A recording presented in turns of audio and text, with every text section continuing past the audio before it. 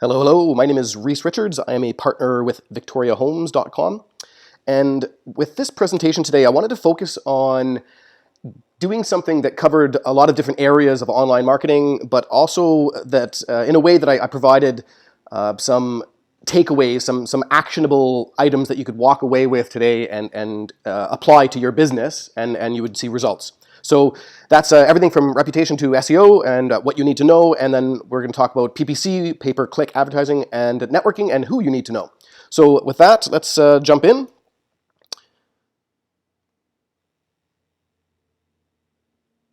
Okay, a bit of online everything, like I said, so we're going to cover a lot of different things. We'll look at what your business looks like online.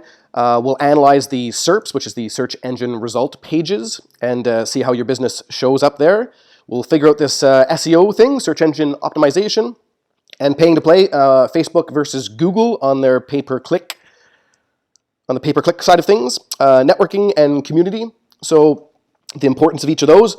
But first, I always like to ask whenever I'm watching a webinar or I'm seeing somebody talk, I'm always asking myself, like, who is this guy? Who's this person? Who's this gal? Like, why am I listening to these people? And everybody's time is important, so I'll just give you a very, very quick run through of what I've done online in the online sphere, in the past decade or so. So who am I? And more importantly, why should you listen to me? Okay, so I started my business career in my late 20s when I moved to Taipei, Taiwan, and I lived there for about 8 years. While I was there, I didn't want to be a teacher, so I started a speed dating company, the first of its kind in the country, called OrganizedFlirting.com. I ran that for about a year and a half. Then I sold that, and I bought a magazine called 24/7, and that was out of the middle of Taipei, or Taiwan, the island, and I expanded it to the entire island, and we were doing 40,000 copies. By the time I sold that, got bought out by another company called Plus 886. I stayed on board with these people for about 6 months, helping them launch their new magazine. There was a lot more money behind this magazine than with 24/7. So we had a whole crew of writers in-house and salespeople, and marketing team, the whole 9 yards, photographers and everything. And because there was a lot of money behind it, we had a lot of connections, so there was some really good content there. And then I started a company called Zango, or I didn't start, sorry. Zango was a multi-level marketing company, and I started my business with Zango inside of Taiwan because they were just launching in Taiwan. So I thought, hey, I really like the product, and I gave it to my mom, and she, said it really worked for her. So I got involved with it, but I didn't really like the multi-level marketing aspect of it. So then I kind of branched out into selling network marketing materials to network marketers rather than selling to B2C. I kind of went on a B2B. So I sold like an easy 5,000 copies of this book that I produced, and then that kind of got me started on this whole wow, this internet marketing thing, there might be something here, So then from there, I started barsandbartending.com. So I've been a bartender for many, many years before I moved to Taiwan. And so I wanted to start blogging about it and, traveling and taking pictures and images, and video and stuff of everywhere that I go and the different bars and the different scenes and the cultures and stuff. And then put that in kind of a training package onto barsandbartending.com. So that was upwards, in its peak, it got upwards of 100,000 visitors a month, and it's still going strong today. And then I started another site called onlyintaiwan.com. So this, again, I was traveling a lot through Taiwan, and I was taking video of just the crazy stuff that I saw as I was there. So there was, festivals and these just what you would think of a festival here is just not the same as what it is in Taiwan. So, I mean, these are like things where people are throwing firecrackers at half-naked men, that are being toted around. So it's just some very interesting stuff, and it made for great content. So I started onlyintaiwan.com. And then I got into actually producing internet marketing products, or products for the internet marketing community. And I started out with this. I was in this mastermind, and then I was pushed to kind of release my first product, which was great. I loved the push, and so that was Prime Directive. I did all the graphics. I'm not a graphic artist, as you might be able to tell. So Prime Directive was just like mindset product about how to get in the right mindset to succeed in business. And then I branched out because I know SEO, and so I went into more of an SEO niche here, and I did ESP niche riches. and it was about keyword research and how to do the proper keyword research in order to rank for long tail or low-hanging fruit, long tail keywords. And then FB timelines, Facebook timelines came about. So then I started a product. I created this product for all about timelines, how to use it, the different features and functionalities of it.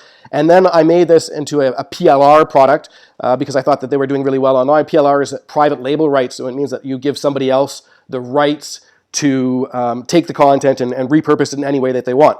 So those two products, I hit out of the park. It was I made a ton of money there, and then I continued with that. And so I did. I knew Facebook, and so I did a complete guide, like a 120-page guide called Facebook University (FBU), and it had everything that you could possibly imagine about about marketing on Facebook organically. So there was no paid in this, and then I had all videos, over-the-shoulder videos. The entire course was backed up by videos, and it had the book as well. And that, again, sold very, very well. And then I'd made so many products at this point that I decided to come up with a product creation racket, which is about how to create products online, just whether it's videos or PDFs or combination or membership sites. And then from there, I moved back to Canada.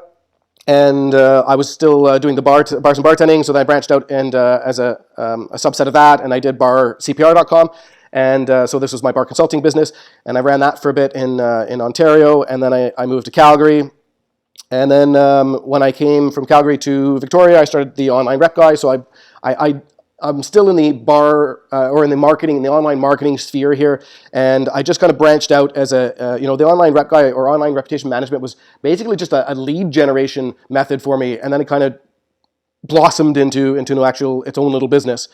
And then from there, so this is entirely me working on my own, and then I needed to purchase a house, and because I had just come back from Taiwan, I didn't have the necessary paperwork to look good for the banks. So then I had to go and get a JOB at MetaMend, which is an awesome place to work. So MetaMend is an enterprise SEO company, and we worked with massive brands, and the experience was invaluable there. So we worked with brands like Merriam-Webster and Encyclopedia Britannica. I had clients like Beltone and AGF. So really able to step up my SEO game. And then from there, I was, before I left there, I was running the reputation management division and the social media department at MetaMend, and then got the house and went back to working for myself. And while I was doing this, while I was doing MetaMend, working at MetaMend, I also did a lead gen system with a meetup group that I took over called Victoria Web Marketing. So we did these web marketing, online marketing meetups throughout the year, and I still have that group. So there's about 450 people in that group, and now I'm going to run these events for Victoria Homes, which is where I am today. So I do all of the online marketing for them, and SEO and paid ads. So pretty much anything to do with online is me, except for the actual development of the website. Okay, so it wasn't too quick, but anyway, let's move on. So success in business, what does it take? So for a business to be successful today, okay, it's not just about being an expert. I'm hoping that everybody that gets into a business is an expert in that field. Otherwise, why did you get into that business? But so it's not just about being an expert. You kind of have to be a customer service czar. So customer service is different today than it was, yesteryear, where, maybe, when in your 20 years ago, if you told, somebody had a negative experience and they told one person, I think what did they used to say? That one person will tell 10 people.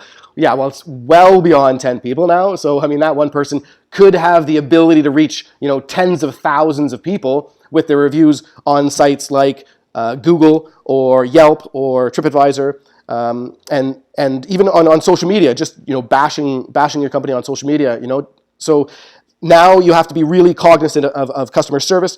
And that kind of means that you have to be an online reputation management ambassador. You have to know where all these reviews are coming from. It's ex-employees and review sites and press releases and blogs and competitors. So you kind of have to know your way around online reputation management. You kind of have to be a little bit of an SEO nerd, a search engine optimization nerd. You need to know what it takes to rank your web pages, your website in the search engines. And then you have to be really good with social media, So You have to know all the platforms, where your customers are, what platforms they're on, how to engage on those platforms. And then an online marketing guru, really, like, so then bringing all this stuff together, with email marketing and then blogging on your site and making sure that you've chosen the right keywords to target. And then you have to be good at networking, come out to these business meetings and meet people and shake hands and networking, not just offline, but online as well. So a lot to do. Okay, so let's kind of take a deeper look into some things that you can do for your business, like right now. And one of the best things is if you've never done it, you've probably done it for your own personal name. You've probably Googled your own name to see what's out there. But what about your business name? So search for your business and then look at the SERPs, the search engine result pages. The first 3 pages. Okay, you're just looking for how does my business appear and what actually comes up in the SERPs when I search for my own company name. So let's get into actually analyzing what to look for. So here's a company called Guy Robert Landscape and Design, a landscaper in Ottawa. So the first thing that you see, number 1 here, is when you type in your company name, your website should be the first thing. Your homepage of your website should be the first thing that pops up, and Guy Robert has site links. So the little, the 6 links on the bottom, that's just a piece of code that he's added to the site, and it makes your listing stand out in the SERPs. So you can see how massive that listing is compared to the next one down. The house listing. So it also gives 6 more links that people can click on. So if you don't have that, just do a search for how to add site links to my site. And then number 2 here is tradespeople should always be checking Houzz. Houzz is like an online trade directory, and they have helpful little tips and tricks from tradespeople and stuff. And then they have pictures, and so every company that's on there will put up pictures of their work that they've done, and then people kind of use it as an online catalog to browse through what they're looking for, and they pick out the kitchen of their dreams. So anyway, it ranks very high. So if you're not on there as a tradesperson, it's just one more way that you can market your business, and it's free of charge.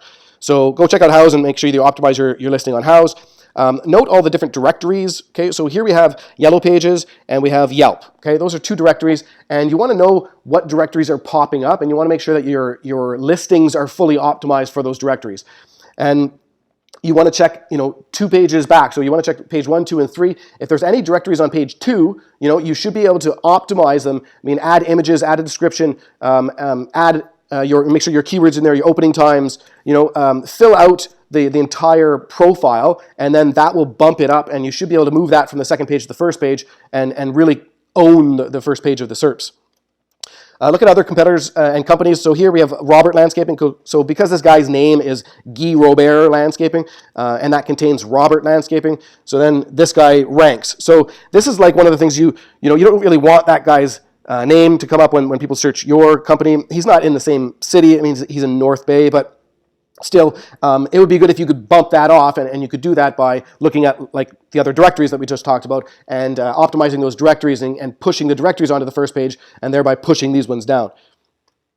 And then social media platforms. What social media platforms are ranking, and if you don't have them, even if you don't do Facebook, and for a lot of tradespeople, it's just not really worth it to actually post every day or to hire someone to post every day interesting content because it's tough and it's time consuming, and it doesn't always provide the results. So a lot of times you just want to go for a paid campaign, but you need to have that Facebook account, and you need to have it fully optimized and built out, because it will rank, and then it can point people back to your website.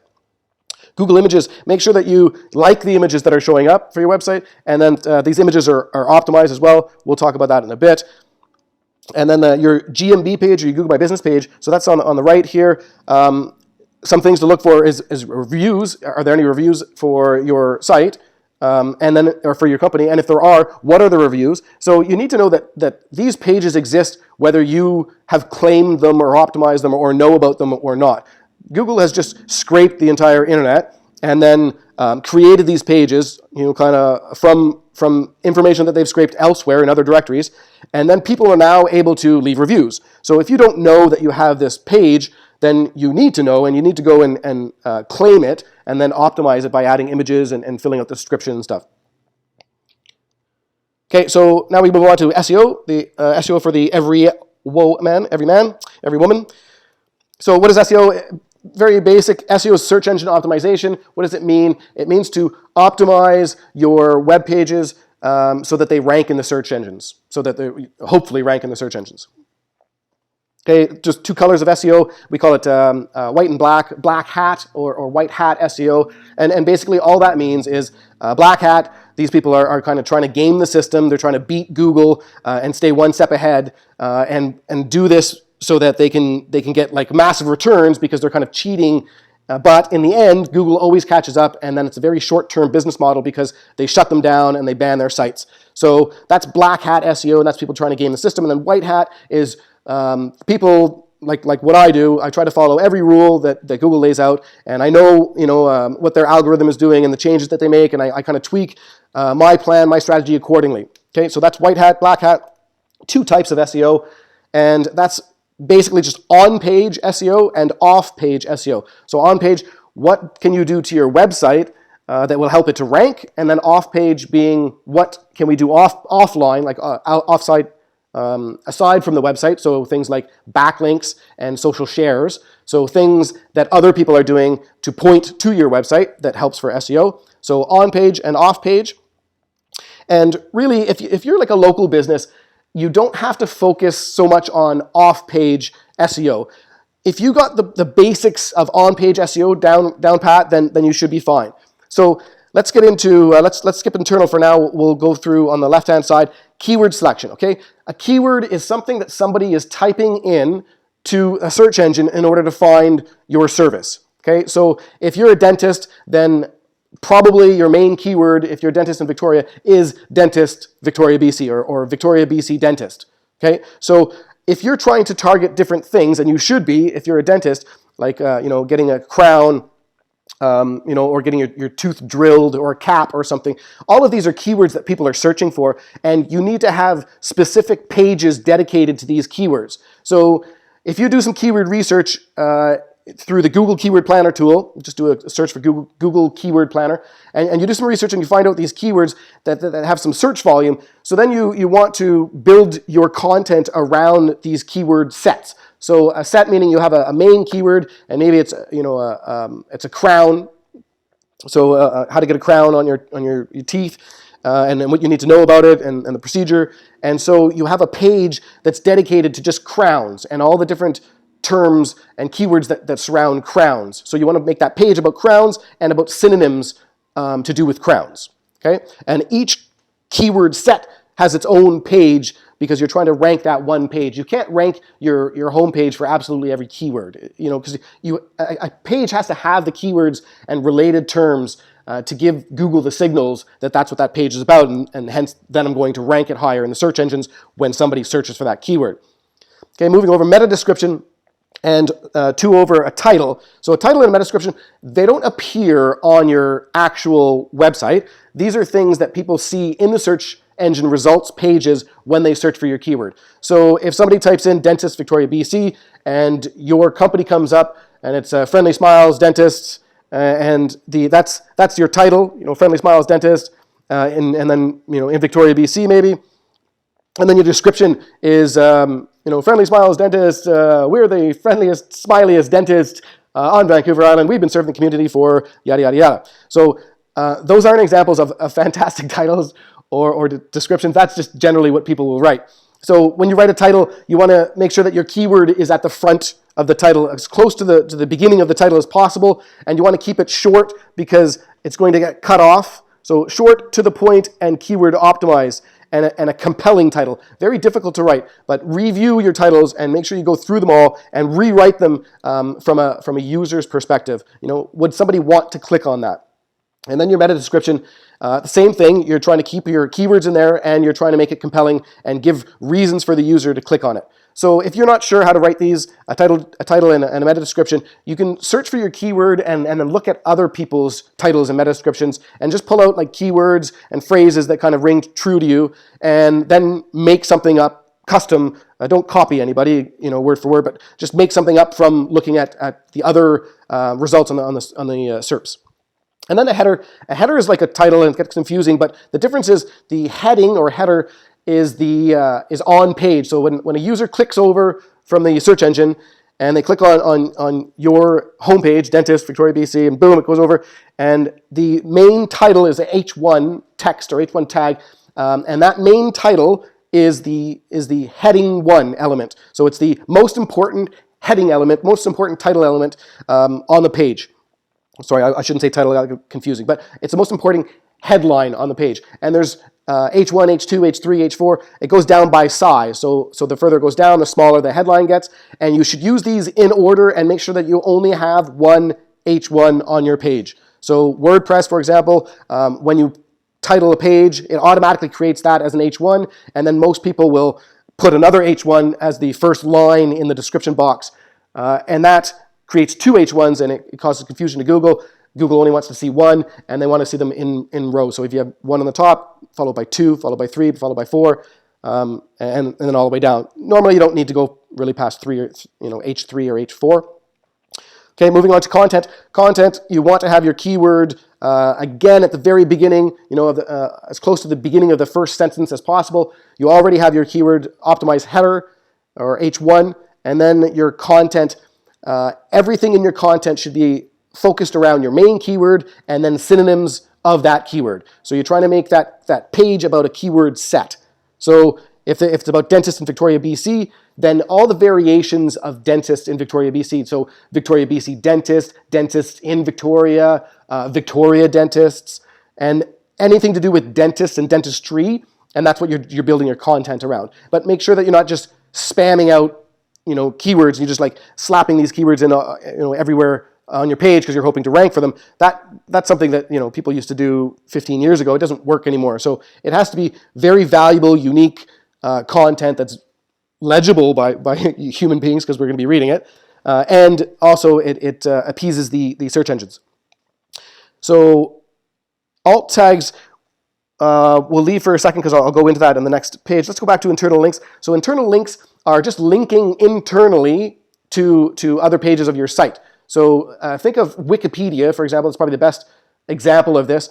Wikipedia is great at linking people to other areas. There's always every second word or something is a link to another area that describes that word. So you definitely won't have as many internal links on your site, but you really should be linking each of the pages. It shows Google that there's value. Why is somebody linking to that page? Well, it must be an important page, and especially the anchor text or the wording that you use when that blue link appears, a hyperlink. What is the wording? That wording is called anchor text. So make sure that anchor text is also keyword optimized for the page that it's going to. Okay, let's move on to some advanced SEO stuff, and we talked about images. So alt text is about images, and that is right here at the bottom right. You see alt text. Okay, so that's what shows up when you hover over an image. So that has some SEO value to it. So to get the full SEO value of images, you want to place not as many images as possible, but you definitely want to have at least 1 or 2 images per page, and the image file size should be small, no larger than 100 KB, and the file name should be optimized for your keyword as well. So once you upload it and you're under 100 KB, and then you have a keyword optimized file name, here I don't, it's just Victoria Homes logo, and then you put in the title and the alt text, and those can be the same, and again, they're keyword optimized for whatever your main keyword is. And then video, if you have video, that's great. Google loves video, they own YouTube. Second largest, YouTube is the second largest search engine in the world.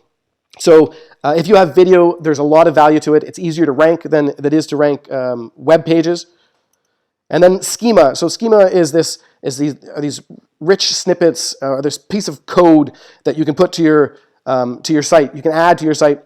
So this basically, that code that you see on the bottom here, that caused the star rating to appear. So obviously, if this is on a search engine result pages of 10 listings, and you see one of them has a 5-star rating, a 4.9 star rating, then you're more likely to click on that as a user. So a lot of value to schema, and and schema, you can go to schema.org, and it shows you what kind of code that you need to add. So just one more way that you can kind of stand out in the search engine result pages. And then don't forget social sharing. You need to have a way for people to be social or to connect with you and to share your stuff, your story, your great blog posts, whatever they are. So just make sure that you have that. And those are just, you can upload a plugin. Just go search for social sharing in the plugin section if you're WordPress, and look at the reviews. And then multi-device ready.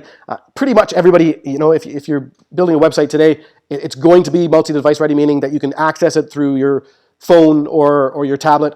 But if you're not, if you still have an old school website that when you look on a mobile device, it actually looks like a tiny little website, and you have to enlarge it with your fingers, well, that's not good. That experience is definitely not good for the user.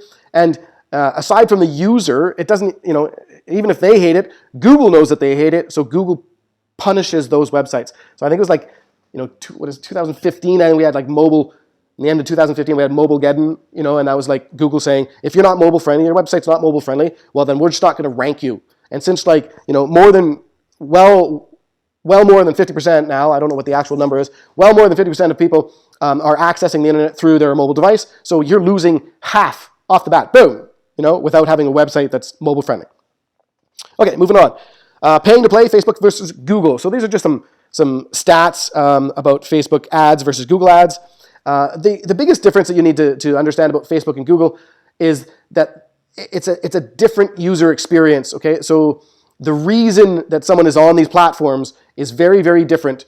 Okay, so if you take Facebook, we can call it distraction marketing. Okay, so someone's on Facebook and they're looking at their friends' news feeds, and they're seeing what their sister cooked for the kids, and it's very social, and it's about just seeing what the community is doing, your little community kind of thing. And so if you see an ad in that in your news feed or on the right hand side, any type of ad that distracts you from what you're doing of just like chilling with your friends and finding out what they're doing and chatting and kind of thing. So it has to be a different ad than, let's say, the Google user requires, because the Google user is looking for something to buy. They're typing something in, like as long as they're you're targeting buyer intent keywords, then they're typing in, buy Samsung Galaxy S7, and then they're looking for a place to buy that thing online.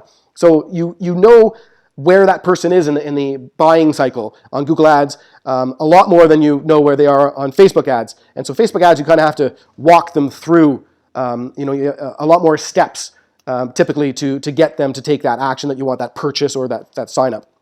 So let's break these down a little bit further. Google pay-per-click. PPC, just for search. So they have, there's a lot of different ways to advertise on Google, YouTube, or the content or display network. But if you're doing search, you want to hone in on buying signals. Okay, what are the keywords that people are typing in that are about buying? That means, if they type in these things, they want to purchase something. Okay, what are those things? Urgency keywords. So emergency plumber, 24-hour roadside assistance, or 24-hour towing. Comparison keywords, the Galaxy S7 versus iPhone 7. Location keywords, dentist, Victoria, BC. Branded keywords, oil of Olay face cream. Feature keywords, drill with multi-chuck system.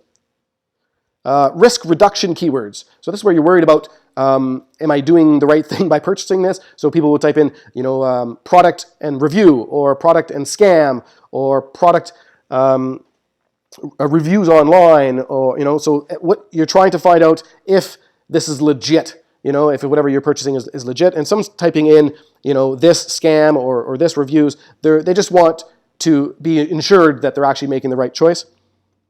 And then price keywords, obviously, if you're looking for something, cost of this cell phone, cost of this camera, whatever, then you're already in the buying process and you've evaluated, and now you're just looking at the price as the last thing. And then specific product keywords, specific products. So I'm looking for specifically a Galaxy S7 cell phone. Okay, so if you know kind of exactly what the product is, that this specific pair of Nike shoes or this specific pair of sunglasses, and you type in that exact product. Well, you're searching for that product because you want to purchase that product, or you're very far along in the buying process. Okay, contrast that to, one more, intent keywords. Intent is buy or purchase. When you put buy or purchase or in front of a keyword, it kind of means that you want to buy or purchase that, or order something online. Those are intent kind of keywords. Okay, and then Facebook. So Facebook is totally different, right? Distraction marketing, and they allow you a lot of different ways to reach the target audience. So Facebook has a very, very advanced algorithm, and they know the type of people that are going to engage with your ad but aren't going to buy, the type of people that are going to watch your video, the type of people that are going to actually sign up for something or buy something, or make a conversion, and people that are going to likely to go to your store, to your brick and mortar store. So all of these are broken down into Facebook's algorithm, where they have so much information, so much data on everybody that uses Facebook, that they're able to really tell, like, these people, this subset, this group of people are people that like to share and like to comment, but they don't actually whip out their credit card and purchase anything online. They've never really signed up for someone's newsletter. Okay, so make sure that you understand your marketing objective with Facebook, and know that it's a different type of marketing that you're doing. So this is great for contests or promotions and stuff. And Facebook is cheaper generally. Per click it's cheaper, but the overall cost might not be, depending on what does it take for you to get that customer. So if you're looking at opt-ins and you're trying to build your email list, and you go to Google and you're paying $2.50 a click or $5 a click, versus your 50 cents a click or 25 cents a click on Facebook. Well, how many of those clicks on Facebook does it take to get that opt-in versus how many of those clicks on Google does it take to get that opt-in? So you really have to know what your objective is and how much you're willing to spend. So generally speaking, Google is more expensive, but you could argue that the people that are searching for that, the conversions are going to be a lot higher on the back end, because that person is searching for that very specific product. Okay, networking on and offline. So not just offline, but online. And online, you network through social media, for example. So you find out where your customers are, and you want to be engaging with those customers, right? Search the different platforms, and they have different demographics. The people that are using Snapchat are not Facebook people, generally, and they're not LinkedIn people. So there is obviously some crossover, but like, for example, Snapchat is a lot younger. LinkedIn is a lot more business savvy. So find out where your customers are and engage with them on those platforms. You can use your own blog, right? So blog's a great way to engage with your potential clients, customers, and then you can do that through the commenting system on the bottom of your blog. Just make sure that you can comment through general WordPress or something, and then add on the ability to comment via Facebook. So industry blogs, forums, another way. As long as you're adding value and you're answering these people's questions, if you go to different blogs and forums, great way to get information and find out the questions that your customers are asking, because you're going to go on there and see these people asking questions about whatever your product is, and then you're going to answer these questions for them, and then in your signature you'll have a link back to your site. Well, not only are you getting a link back to your site and maybe some direct traffic that way, but you're finding out what your customers are asking, the questions that they're asking. And then influencer outreach.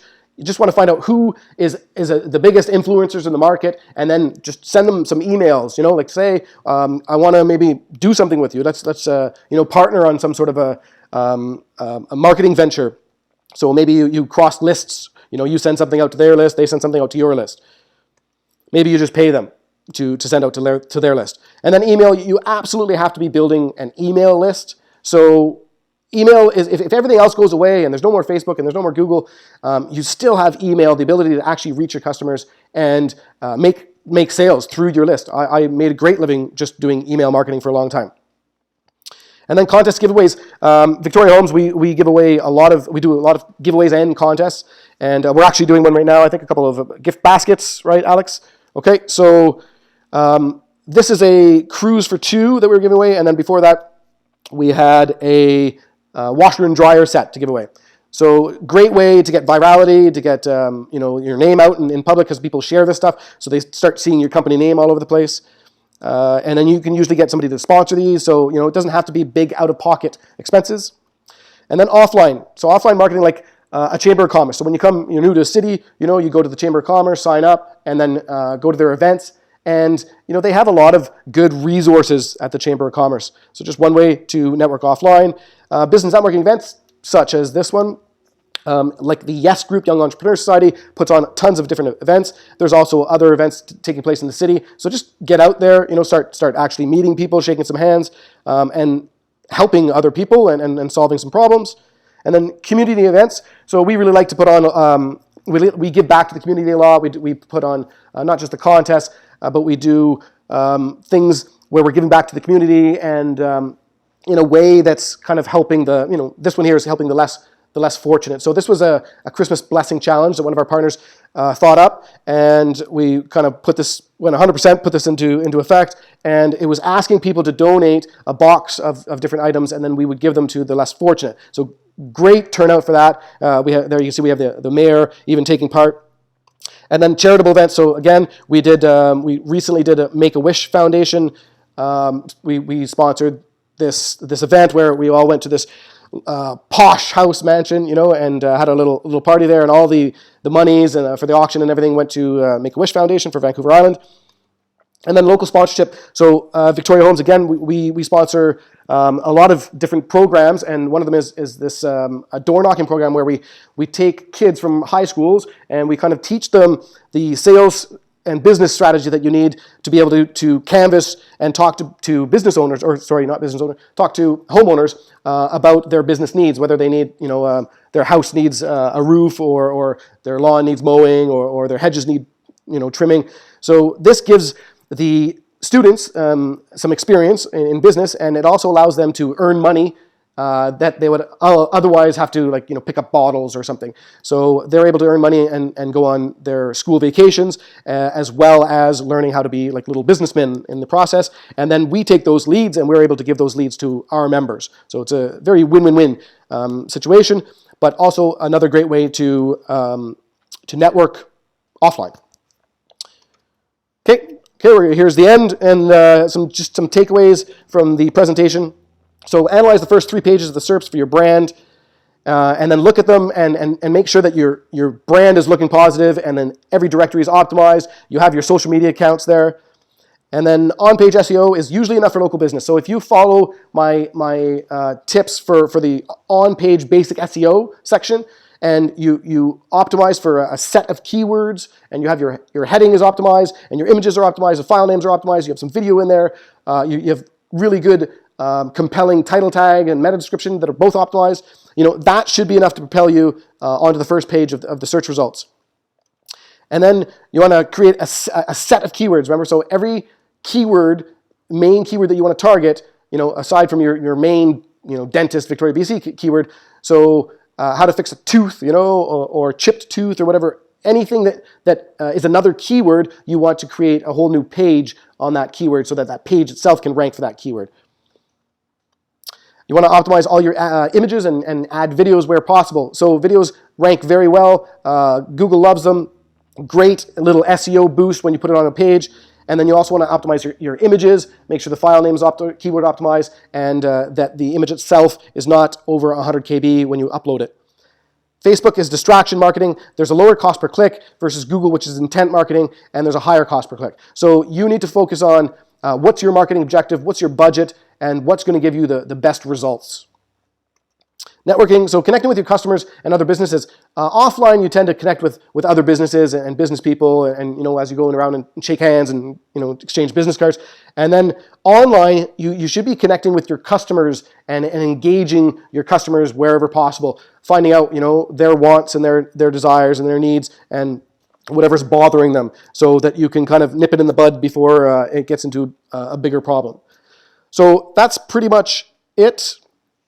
You can download this presentation at victoriahomes.com/new member. There's a form there. You just fill out the form, and then the presentation is on the next page.